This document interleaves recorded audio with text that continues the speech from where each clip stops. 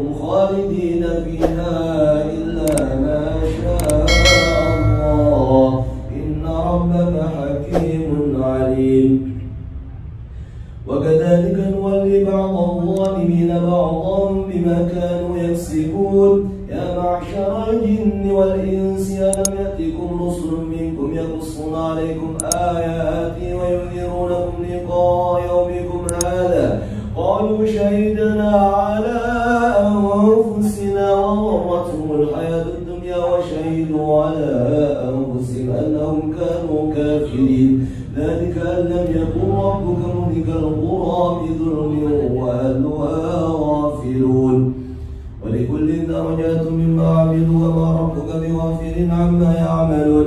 وربك الغني ذو الرحمة إن يشاء يذهبكم ويستخلف من بعدكم ما يشاء كما أنشاكم من ذرية قوم آخرين.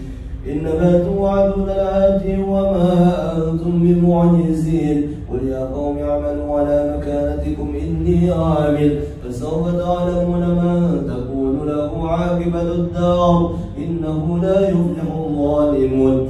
واجعلوا لله مما ذرأ من الحرث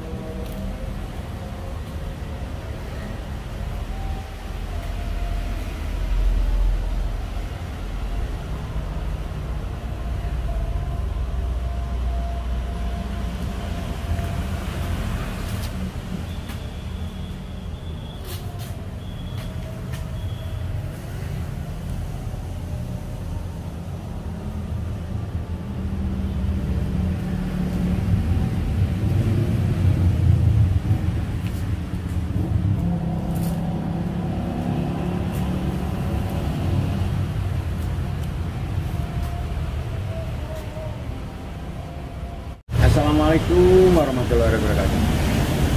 Kita jumpa lagi guys, dan kita berada dikenal dengan nama Pusara, tapi bahasa Indonesia yang terkenal dengan makam. Dan inilah salah satu leluhur sepuh kampung, salah satu peninggalan sejarah riwayat zaman tempo dulu.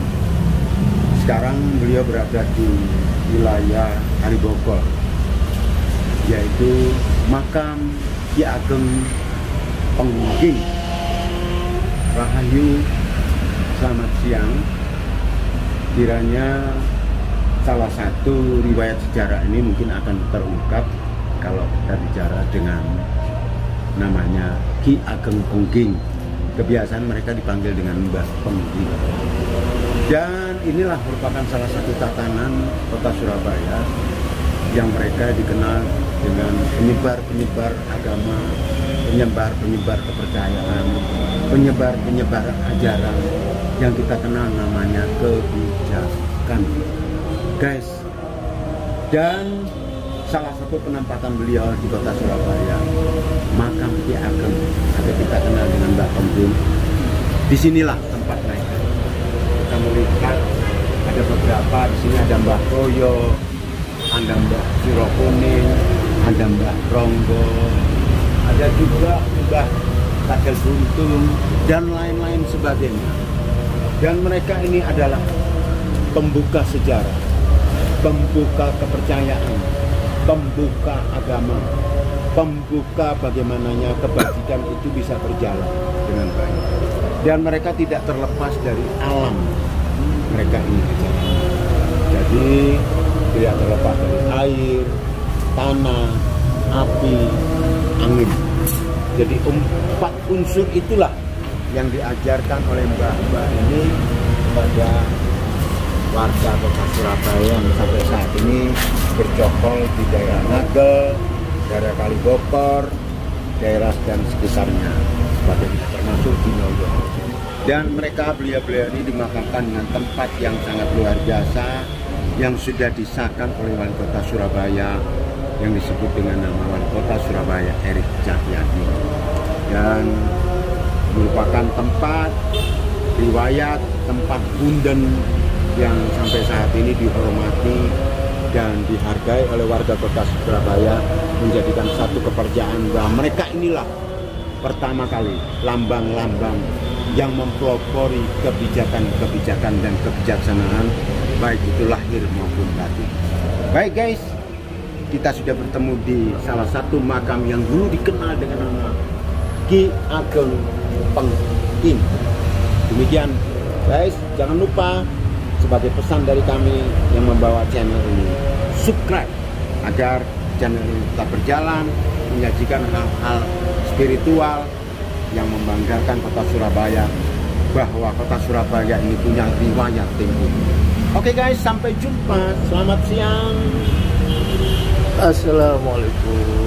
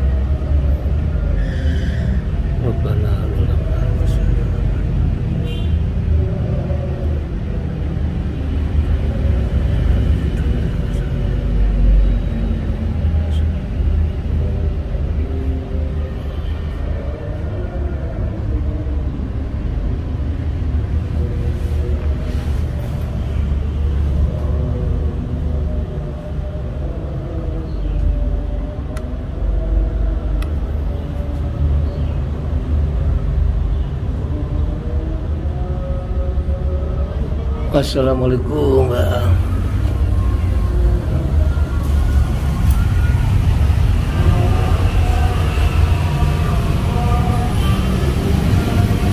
Baik, jadi pertama awal kota Surabaya ini dipegang oleh, dikenal dengan nama Jayeng Srono. Itu adalah cikal bakalnya kota Surabaya.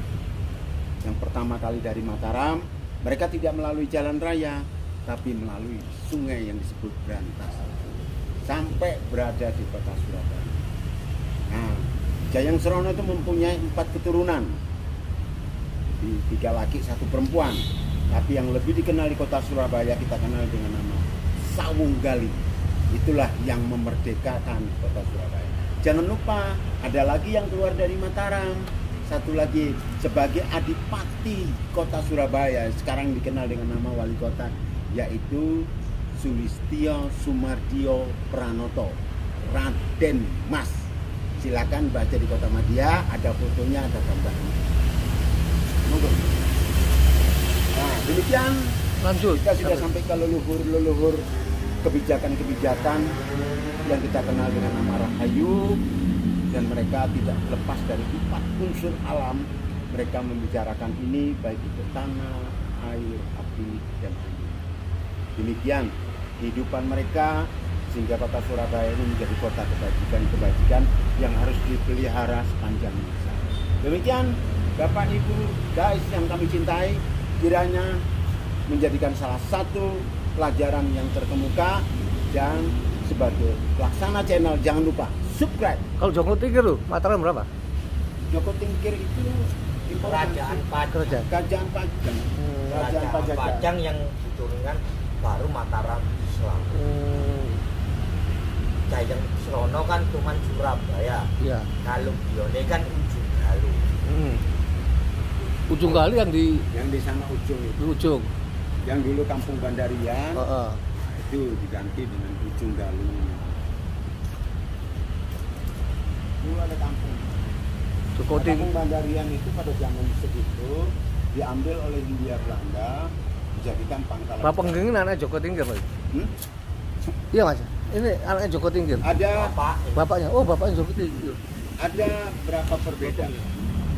Ada yang menyamakan Joko Tingkir itu adalah Joko Tingkir. Ada yang mengatakan.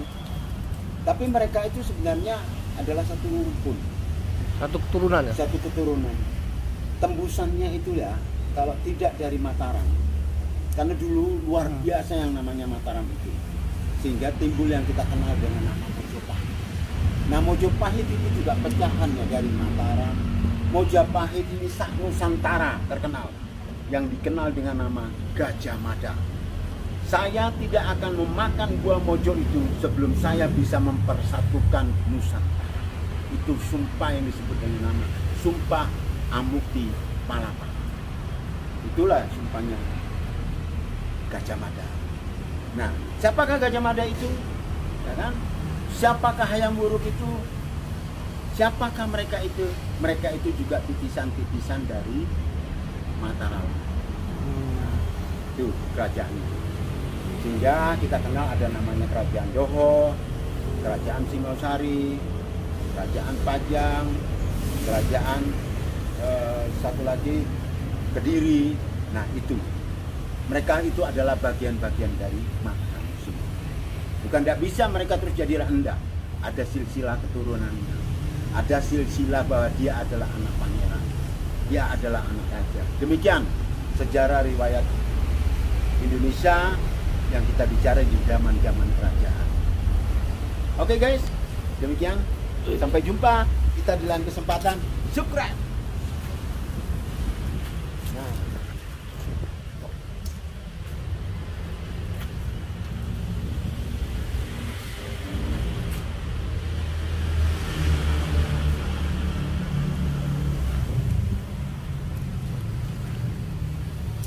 Oke, baik.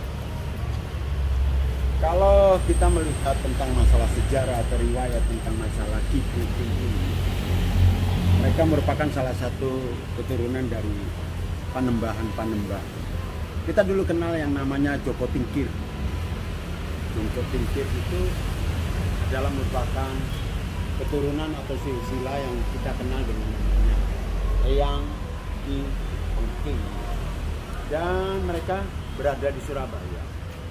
Nah, Joko Tingkir ini dulu dikenal juga, banyak orang mengatakan bahwa beliau adalah Joko Tole. Masuk. Di kerajaan-kerajaan itu. Dan mereka menetap di kota Surabaya, dan juga mereka turun-temurun dan meninggalkan kebajikan-kebajikan di kota Surabaya, memberikan pengarahan-pengarahan kota Surabaya, bagaimana segala sesuatu itu tidak terlepas dari alam. Itu pelajaran-pelajaran yang diberikan, dan mereka merupakan salah satu panutan-panutan bagi orang-orang, bagi penganut-penganut yang kita kenal dengan namanya Panembahan. Dan mereka merupakan salah satu bagian dari Jayeng Srono. Dan mereka juga bercokol pada zaman pemerintahan Saunggaling, sehingga mereka juga berada kedekatan dengan yang kita kenal dengan Adipati yang sekarang dikenal dengan nama wali kota. Jadi ketika adipati ataupun wali kotanya Sawunggaling. Nah, disinilah mereka berada. Mereka bertempat tinggal dan semuanya kalau kita melihat kota Surabaya ini warga-warga yang seperti kayak begini atau peninggalan seperti ini tidak jauh dari Kali Brantas. Karena yang utama bagi mereka bahwa kali itu merupakan sumber utama, sumber kehidupan utama bagi kehidupan. Dulu memang tidak seperti ini jalan yang kita. Dulu sangat luar biasa. Kebanyakan mereka ini menggunakan perahu-perahu untuk menuju ke Jembatan Merah, untuk menuju ke Wonokromo.